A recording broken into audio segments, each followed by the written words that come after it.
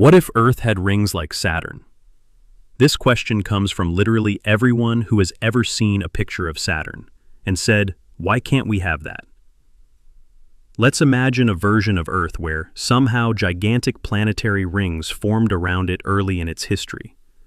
Maybe it was caused by a rogue moon being shattered in orbit by a massive collision. Maybe a stray asteroid got too close and was ripped apart by Earth's gravity. The cause doesn't matter. What matters is this. Earth now has shiny, icy, glorious rings stretching thousands of kilometers across, like a massive hula hoop for our planet. Now, first of all, it would look awesome. And I don't mean kind of cool, neat little sky thing awesome. I mean wake up at 3 a.m. and weep at the sky awesome.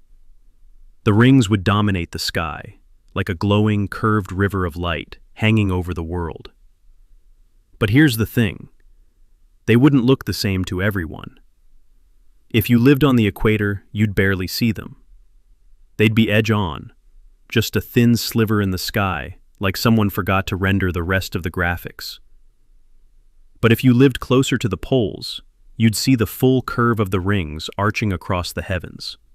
Cities like Stockholm, Anchorage, or Ushuaia would have views that put the northern lights to shame. At night, the rings would reflect sunlight, so clearly, brightly, and weirdly that nighttime as we know it might not exist anymore. You'd need blackout curtains just to sleep.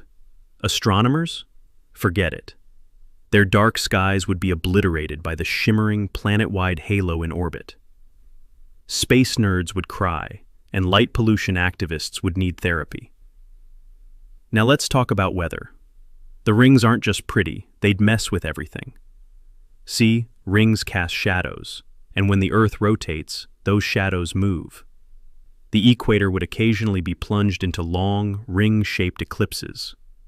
Instead of getting direct sunlight for most of the day, equatorial regions would experience flickering daylight or partial shade as the rings block the sun in specific patterns. This would cool some areas and heat others, and that means strange weather.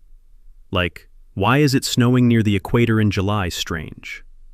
Also, the rings would act like massive thermal regulators.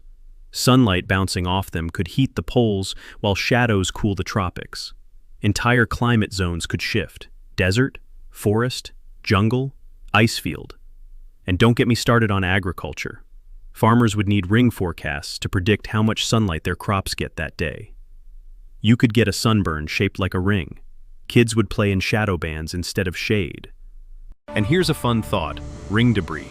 Earth's gravity would pull on the ring system constantly, and it wouldn't be stable forever. Small pieces of ice and rock would slowly spiral downward. Usually they'd burn up in the atmosphere, creating beautiful meteor showers. But once in a while, one might make it to the surface. That's right. With Earth rings, random pieces of sky ice could crash into your backyard. Mom, a snowball from space just flattened the trampoline. Now humans are humans, and you know what we'd do next: build a ring view hotel. Several of them.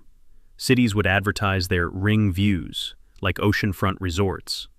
Come to Ringville. We have 24-hour glow, direct beam showers, and spiral shadow beaches.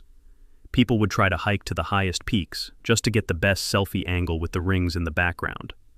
Drones would be constantly crashing into each other, trying to film ring rises. And of course, billionaires would try to mine the rings, because why not turn a beautiful cosmic structure into profit? But the most terrifying part? Orbital mechanics.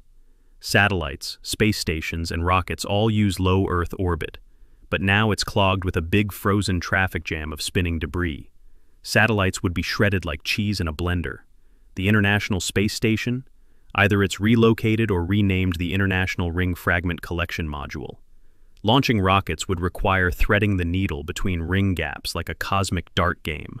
Space exploration becomes ring roulette, and Earth becomes slightly more of a death trap than usual. Eventually, we'd adapt. Humanity always does. We'd learn to work with the rings, navigate through their structure, perhaps even build space stations inside the safe zones. Students would grow up memorizing ring classifications the way we memorize continents. Artists would paint with ring light. Scientists would dream of how they formed. Kids would grow up never knowing a sky without curves and glimmers. and people thousands of years from now might write poems that begin, "Under the eternal rings." But maybe the biggest change of all would be philosophical. Look up at the sky today, and it's mostly empty. Distant stars, a moon if you're lucky.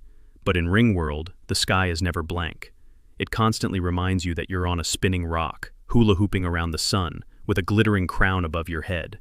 And maybe, just maybe, that's enough to make people feel a little more connected. To each other, to space, to the idea that the universe isn't empty. It's full of possibility, glowing above us in a circle of light. So yes, Earth with rings, totally worth it. Unless you're trying to sleep.